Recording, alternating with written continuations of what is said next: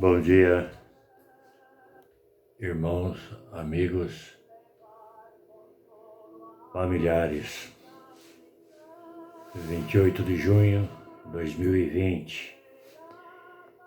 Metade do ano foi, metade não aproveitada, cheia de problemas, cheia de incertezas, isolamento social, pandemia,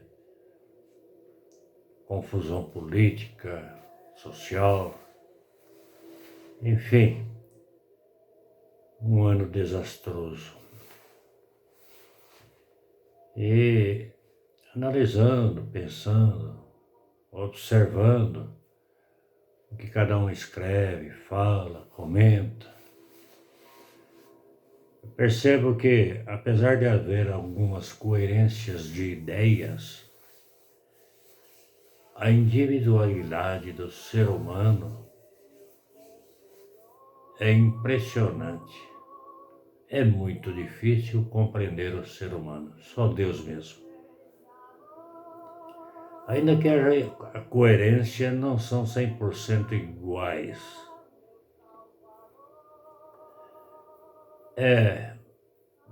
Quais as razões disso? Por que é tão difícil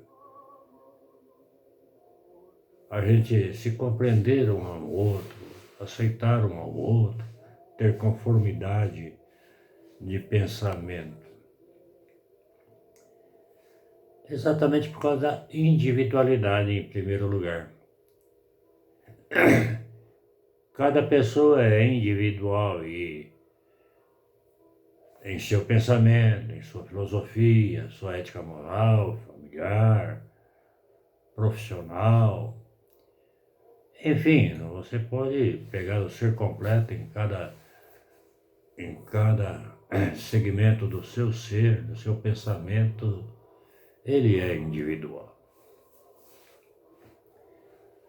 Embora haja um padrão geral nos vários segmentos da sociedade, na família, no circuito de amigos ou de colegas de trabalho, enfim, por onde quer que estejamos, nós temos um padrão filosófico, social e moral. Embora haja isso, não existe aceitação total disso. O que pode haver é uma submissão. Mas quando você começa a dialogar com as pessoas, a indagar, você vai começando a observar que elas têm pontos que não concordam. Alguns elas falam, bom, isso é até aceitável, mas não tem. Então a submissão é uma coisa, a aceitação é outra. Apesar de por momentos se enquadrarem dentro daqueles círculos, os seus pensamentos podem ser totalmente contrários ao padrão do grupo. Ela se ajusta ali com alguma dificuldade porque ela tem interesse. Então, essa individualidade é por demais difícil a gente compreender, porque às vezes a gente não a compreende em nós mesmos. Isso tudo é que nos leva a julgar. Por isso Jesus diz, não julgueis para não ser julgados, mas nós fazemos isso cotidianamente. Sempre as pessoas julgam o comportamento e o padrão das outras pessoas, ainda que só para si mesmo aí no seu pensamento. Porque em sua individualidade, ela tem o seu padrão, a sua maneira de pensar e de olhar as coisas. E isso, de alguma forma, por muito humilde que ela seja, a coloca num status acima das outras. Seu pensamento, sua filosofia, sua ética moral são padrões considerados perfeitos para si mesmo. Cada pessoa, lá no seu íntimo, ela tem esse padrão. Então, a vida, cada pessoa entende que tem liberdade total para fazer de si mesmo o que lhe apraz. O que a freia para que ela não extravase tudo isso? Exatamente por interesse, seja ele mental, espiritual, físico, interesses por vaidade ou qualquer coisa, né? Ela tem ela pensa em ter essa liberdade, mas ela se ajusta. E quando ela se ajusta, ela procura naquele grupo, se você observar bem, que todas as demais pessoas respeitem o seu modo de viver, de pensar, e se ela puder convencê-los a mudar o seu padrão, elas convencem. Porém, não se dão conta que tem para com as demais pessoas o mesmo dever de respeitá-las dentro de seu modo de viver. Partindo desses princípios, percebo que as pessoas são sempre frustradas em algum ponto. E essa frustração vem exatamente de um intenso desejo de ter paz. E como ela quer essa paz? Ela quer essa paz para o seu próprio bem-estar. E para isso ela julga que todos devem estar em sintonia com ela, nos mesmos pensamentos, nos mesmos ideais filosóficos, políticos, sociais, familiares. Se todos concordarem com ela, isso traz realização. Então ela se sente em paz. Bom, agora todos, né? E por que digo isso, que as pessoas sempre estão frustradas? Primeiro, em sua individualidade, querem satisfazer tudo o que elas acham que a torna felizes.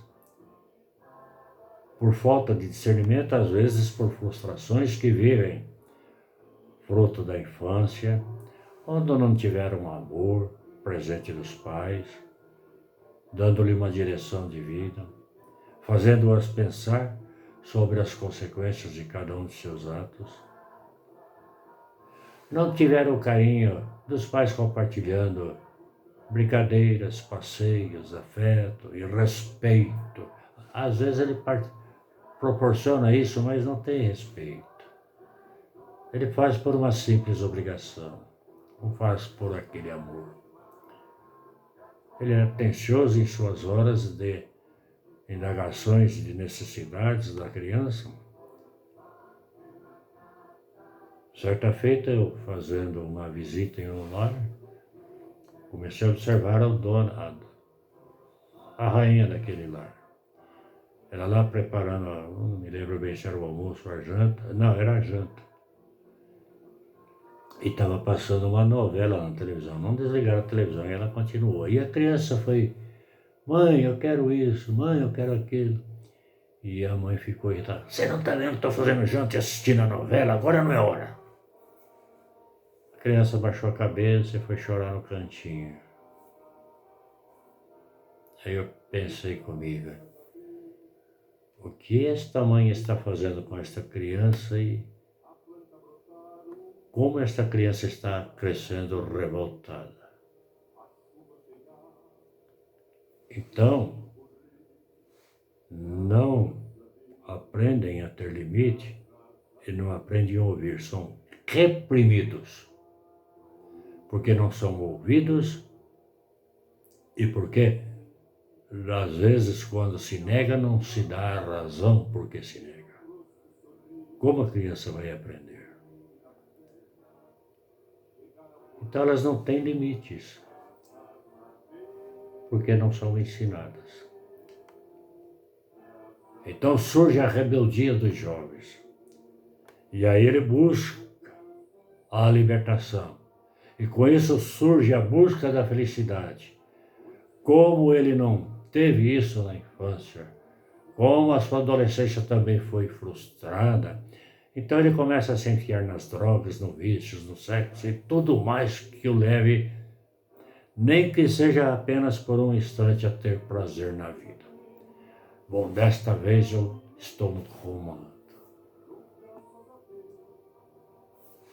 Aí os pais dizem, mas eu eduquei, eu ensinei. Não, você reprimiu, você não educou, você não deu amor, você não deu carinho. Eles estão assim por não terem sido orientados desde a infância. Então eles não sabem medir as consequências, as dificuldades, as tristezas que esta libertinagem traz. Eclesiastes 12:14 diz assim: porque Deus há de trazer a juízo toda a obra, e até tudo o que está encoberto, quer seja bom, quer seja ruim. Não quero isentar a responsabilidade dos jovens, dos pais, do governo, da religião. Quero dizer que essa verdade de julgamento, de juízo final, acontecerá no dia que Jesus voltar, queira acreditar ou não. E a tua individualidade, tudo aquilo que você pensa, tudo aquilo que você tem como ideal, ético, será exposto e aberto. Aquele dia você não vai ser enrustido, como dizem. Tudo vai estar às claras. Queira você acreditar ou não, tudo está escrito no livro da vida. E Deus assim fará, independente de crença, ideais, religião, religiosos, seja lá o que for.